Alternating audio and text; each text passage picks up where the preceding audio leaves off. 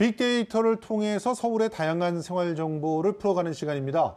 빅데이터로 보는 서울. 오늘은 한국인사이트 연구소의 김덕진 부소장 모셨습니다. 안녕하세요. 네, 안녕하세요. 예, 오늘 주제가 뭐라 그러셨죠? 네, 오늘은요. 일단 제가 질문 하나 드릴게요. 예. 최근 직장인들 사이에서 좋은 직장의 1등으로 뽑히는 어떤 요소가 있습니다. 예. 어떤 게 있을까요? 그거야 뭐 일단은 칼퇴 아니겠습니까? 칼퇴.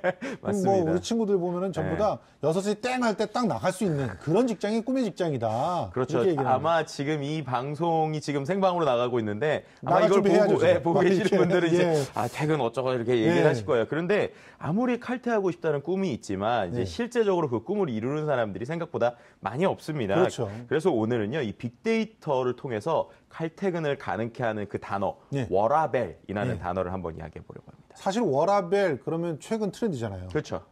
일과 생활이 어떻게 좀 조화를 이룬다. 그렇죠. 그래서 뭐 워크 앤 라이프 밸런스. 그렇죠. 예. 그렇게 되는 것이죠. 그래서 워라벨이라고 했는데요. 지금 보시는 것처럼 일과 삶의 균형인데 다른 것보다는 이제 개인 여가 생활 보장을 중요하게 고려하는 좀 트렌드들인 것 같아요. 예. 실제로 이제 이와 관련돼서 설문조사의 내용이 있었는데요. 이 직장인 10명 중에 6명이 일과 삶의 균형에 대해서 어떻게 하고 계십니까라고 물어봤을 때 이걸 이루지 못하고 있다라고 이야기를 하고 있었는데요. 관련된 좀 그래프를 보면서 설명을 드릴게요. 다른 것보다 일과 직장에 대한 이야기를 할 때 균형을 이루고 있냐 할 때 10명 중에 6명이 아니다라고 얘기했는데 그 직급이 좀 특이한 게 있습니다. 10명 중에 6명이나 아니라고 하는 거죠? 아니라고 했는데 그 직급이 보통 그러면 사원급에서 그렇게 생각하나라고 얘기할 수 있는데 그게 아니고요. 차장급 직장인에서 가장 많이 높이 나왔고요. 그리고 대리급, 과장급, 사원급으로 나왔습니다. 그러니까 일을 오래 할수록 오히려 이거 내가 너무 일에만 치이는 것이 아닌가, 삶과 밸런스가 안 맞는 것이 아니냐라는 고민들을 많이 한다는 것이죠. 그래요. 그러니까 직장인들이 제 시간에 퇴근하는 건 너무 눈치가 보이거든요. 저도 사실 직장 생활한 적이 있었는데 아니 그 부하들보다 일찍 나가기도 뭐 나중에 뭐 일찍 나면 명구스럽고 뭐라고 소리가 들릴 것 같고 그렇죠. 또 늦게 나가자니 퇴근을 못하게 하는 것 같기도 하고 굉장히 눈치를 보게 되더라고요. 저만 하더라도 지금 생방 끝나고 다시 회사로 가야 됩니다. 안타까운데요. 자, 그러면 이렇게 너무 일과 생활의 균형을 이루는데 방해가 되는 요소들이 많은데 어떤 요소들이 특히 방해가 되나요? 다른 것보다 이제 일과 이제 어떤 생활의 균형의 방해도 중요하지만 제일 중요한 것은 이제 어떻게 하면은 이제 그것을 잘할 수 있는 필요한 것을 먼저 물어봤는데요. 필요한 게 뭐냐? 네, 필요한 것을 물어봤을 때 다른 것보다 역시 돈이 있어야 된다. 일단 돈이 뭐 당연히 그렇죠. 그런데 1등. 거기서 아주 놀라운 건 돈뿐만 아니라 시간이 거의 돈만큼이 나온 거예요. 그러니까 이거를 해석을 하면 아무리 돈이 있어봤자 시간이 없으면 이 밸런스가 안 맞는다라는 것이고요. 맞아요. 그 다음에는 또 보시는 것처럼 건강과 그리고 배우자와 그리고 가족의 도움이 있어야 된다는 겁니다. 그러니까 이게 어떤 한 요소로만 되는 것이 아니고요. 종합적으로 이제 이야기되는데 그 중에서 이제 제일 큰 게 아무래도 시간과 관련돼서 근무 시간일 겁니다. 그렇죠. 이제 근무 시간이 늘어나면 당연히 시간이 모자랄 것인데요. 실제로 이제 직장인들의 하루 평균 근무 시간을 조사를 한 결과 이제 어떻게 보면 하루 평균이 9.3시간에 달했고요. 보시는 것처럼 뭐 일 평균 초과 근무 시간이 3시간을 넘는 비율이 30%가는 뭐 엄청나다라고 볼 수 있습니다. 일 평균 초과 시간 야근 일 평균 초과 근무 시간인데 초과 근무 시간이 8시간 이렇게 되는 사람들도 있는 거예요? 네, 이거는 이제 일주일을 포함해서 생각을 하시면 될 것 같고요. 근데 그 중에서 이제 볼 수 있는 것 중에 하나 제일 큰 게 어떤 거냐? 이제 2시간, 3시간처럼 정말 많은 것도 있지만 이걸 이제 전체적으로 OECD가 우리가 이제 얘기하지 않습니까? 맞아요. OECD 국가 평균으로 보면 OECD 국가 2위를 차지하고 있습니다. 그러니까 1위가 어딘가요? 브라질인가 그럴 거야. 네네네. 그만큼이나 우리가 최악이에요, 최악. 야근을 많이 하고 있다. 특히나 이제 평균보다 무려 1.7개월을 더 일하고 있다라는 것을 볼 수 OECD 있고요. 평균보다? 네, 그렇죠. 그래서 이거를 이제 실제로 이제 퍼센트로 볼 수 있는 것 중에 하나가 81.2%가 평소에 야근을 하고 있다. 그리고 횟수 자체가 일주일 평균 3.6번을 하고 있다.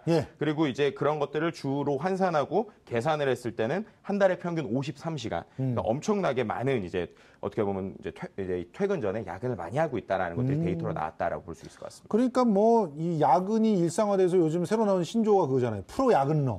그렇죠. 근데 야근을 하지 않으면은 뭐 월급이 시원찮아서 야근을 할 수밖에 없게 만든다 이런 불편을 얘기하시는 분들도 상당히 많은데 이 가정을 제대로 못 돌본단 말이에요. 저녁이 있는 삶이 안 돼요. 그렇죠. 이런 분들은 얼마나 힘들겠어요. 그러니까 그러다 보니까는 보시는 것처럼 구직자가 꿈꾸는 이상적인 직장이 정시 퇴근하는 직장이다. 25.2%. 네, 그리고 뭐 정년이 보장하는, 그러니까 이 두 개만 보더라도 왜 특히나 젊은 층에서 공무원을 선호하는지 그렇죠. 예, 자연스럽게 그들의 인식 속에서는 어쨌든 칼퇴를 한다고 생각을 하니까요. 서울시 네. 공무원들도 정시 퇴근하기 힘들다 그러던데. 그러니까요. 그러니까 이게 인식이라는 겁니다. 예. 그리고 은행 쪽도 마찬가지인 것 같고요. 예, 맞아요. 그리고 그것과 함께 또 나오는 것이 OECD에서 예. 일과 가정의 양립지수라는 거를 이제 발표를 했어요. 중요한 거죠. 네, 근데 예. 그 중에서 우리나라가 이것도 전체 여기 보시는 것처럼 일가정 양립지수. 네, 우리나라의 순위는 거의 하위권이죠. 예. 이제 실제로 이거를 OECD에 있는 30여 개국을 조사를 한 건데요. 예. 그중에 우리나라가 27위로 앉았습니다. 27위. 네, 이거 멕시코, 터키 뭐 이런 나라들 제외하고는